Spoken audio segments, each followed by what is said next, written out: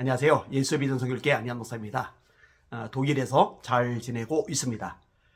사실은 매일 새벽 예배부터 시작해서 수요 예배, 금요 예배, 주일 2부, 3부 예배, 오후 예배, 또 셀 리더들 교육, 상담, 또 그다음에 기도해 주는 것, 또 새신자 만나는 것, 그리고 또 이런저런 손님들 접대하는 것, 이런 식으로 매일 정신없이 지내다가 이렇게 정신없는 것에서 잠시 벗어나니까 처음에 좀 어색하고 이상하고 적응이 안 되고 조금 이제 힘들다라고 해야 되나요? 이런 부분들도 없지 않아 있었습니다.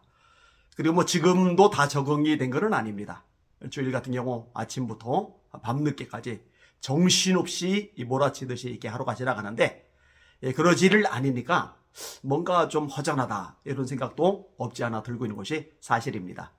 그런데 회복이 필요한 시간, 또 쉼이 필요한 시간이기 때문에 하나님께 다 맡겨드리고 그냥 하루하루를 좀 보내고 있는 시점입니다. 제가 이제 신국일 목사님하고 계속 함께 교제를 나누면서 독일 교회에 대한 이야기를 들었어요.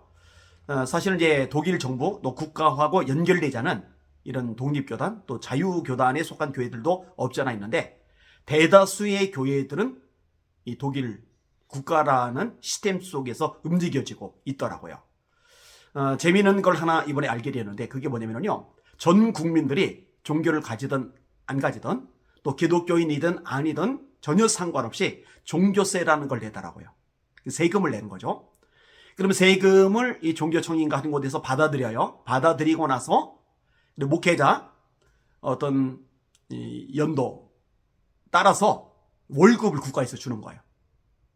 그러다 보니까 큰 교회건 작은 교회건 이런 것들이 큰 의미를 지니지 않은 상태로 생활비가 넉넉하게 공급이 되어지고 있는 겁니다. 제가 이 얘기를 들으면서 예전에도 사실 접하지 않았던 것은 아니었는데 실제로 현장에 와서 접하면서 좀 충격을 받았어요. 그래서 어떤 면에서 이런 제도는 목회자들에게 도움이 될 수도 있겠다라는 생각이 들었습니다. 사실 대한민국의 경우요 미자리 교회가 많습니다. 많은 정도가 아니죠. 60% 정도가 미자리 교회입니다. 미자리 교회라고 그러면요 1년에 예산 경상비가 3천만 원이 안 되는 교회를 말합니다. 그게요 목사님 가족 생활비 사례비 3천만 원이 안 된다라는 얘기가 아니라 교회 1년 전체 예산이 3천만 원이 안 된다라는 얘기예요. 그럼 생각을 해보세요. 교회에서 월세 나가죠. 그리고 관리비, 유지비가 있죠.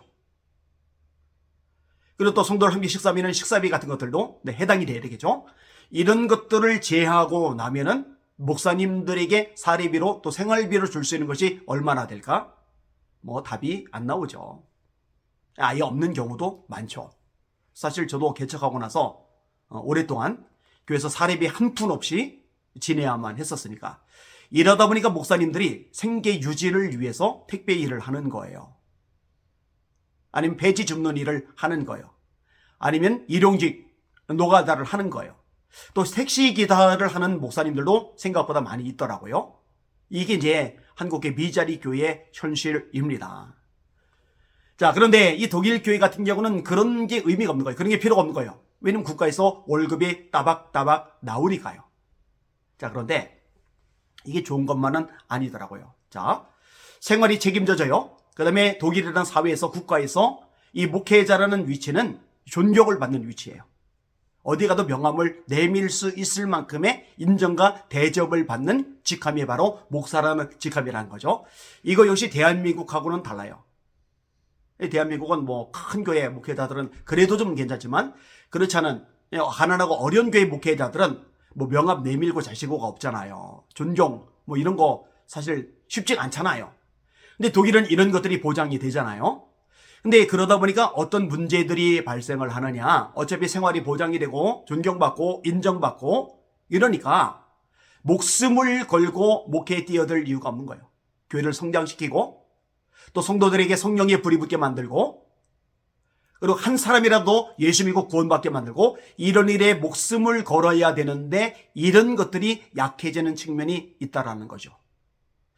제가 그 얘기를 들으면서요. 그러면은 솔직히 말해서 제 생각으로는 장점보다는 단점이 더 많다.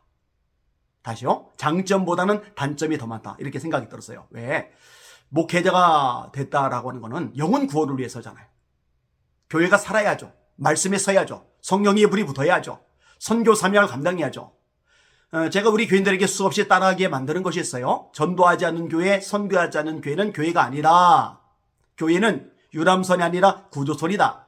유람선은 우리들이 먹고 마시고 신나게 즐기고 행복하게 지내고 쉬고 잠을 자고 이러면 되지만, 구조선은 그런 게 목적이 아니다. 누가 물에 빠지지 않았나? 죽어가지 않나? 찾아다니면서 찾아냈으면 건져내서 살려내는 것, 이게 구조선의 목적이잖아요. 교회는 유람선이 아닌 거예요. 성도들이 교회 와서 교제하고 먹고 마시고 신나고 재밌고 우리끼리 예배드리고가 아니라, 아직 믿지 않는 사람들, 저 지옥을 향해, 심판을 향해, 멸망을 다름질한 수많은 영혼들을 살려내는 것, 이것이 교회가 있어야 하는 이유이거든요. 그런데 독일 교회에서 이런 측면이 굉장히 약하다라고 하는 거죠. 그러면 본질에서 벗어난 거예요. 뭔가 잘못된 거예요. 그래서 차라리 독일 교회가 살아나려면, 회복되려면, 좀 불이 붙고 열정이 생기려면 목회자들이 먼저 그렇게 되어야 되는데, 그렇게 되려면은 국가에서 책임져 주는 것을 차라리 안 하는 게 더 나을 수 있겠다. 생존을 위해서라도 목숨을 걸어야 될 테니까 말입니다.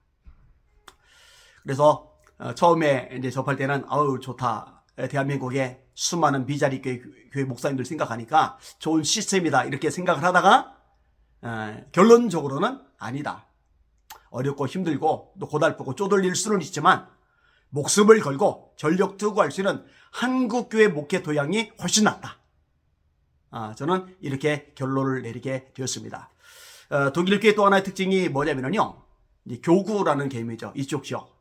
그러니까 자신이 목회하는 교회의 지역에 기독교인이든 기독교인이 아니든 그 모든 지역의 주민들은 다 이제 목회 관할이다, 이런 생각들을 가지고 있는 거죠. 그래서 태어나서 이제 세례를 받는다든지, 아니면은 결혼식을 한다든지, 아니면은 장례식을 한다든지, 그러면 또 이제 목회자의 역할들이 있다라는 거죠. 이거는 이제 기독교 문화이기 때문에 가능한 현상이다라고 생각이 되어집니다. 뭐 사실 독일은 1517년 마틴 루터가 비텐베르크 교회 벽에다가 95개조 반박문을 올리면서 종교개혁의 촉발이 되었잖아요. 이러니까 루터에 대한 인정, 존경이 굉장합니다. 또 독일어로 성경을 번역한 덕분에 이 전체 독일이 하나의 통일성을 지니게 하는데 핵심적인 역할을 했던 인물이 마틴 루터거든요. 그러니까 개신교에 대한 존중이 참 어마어마합니다. 그러니까 교회를 안 다녀도 목회자를 인정하고, 목회자를 통해서 세례를 받고 결혼식 하고 또 장례식 하고, 이런 건 깔려 있는 거죠. 그런데 이것만 가지고는 안 돼요.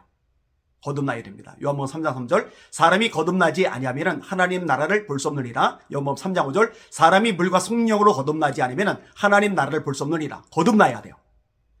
이게 목사님들이 거듭나도록 하나님 말씀을 제대로 전달하고, 거듭난 성도들에게 기도하기 위해서 성령의 불이 타오르게 만들고, 이렇게 독일 교회가 좀 더 한 단계 더 무장을 했으면 좋겠다는 마음도 간절합니다.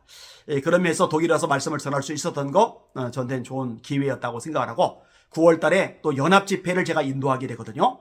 이때 성령께서 성도들에게도 또 목회자들에게도 성령의 불을 강력하게 내리셔서 이 독일 땅에 성령의 불이 번져나가는 기폭제가 되었으면 좋겠다, 이런 마음이 있습니다. 날마다 주님 바라보고 주님의 이름으로 전진하며 승리합시다. 할렐루야.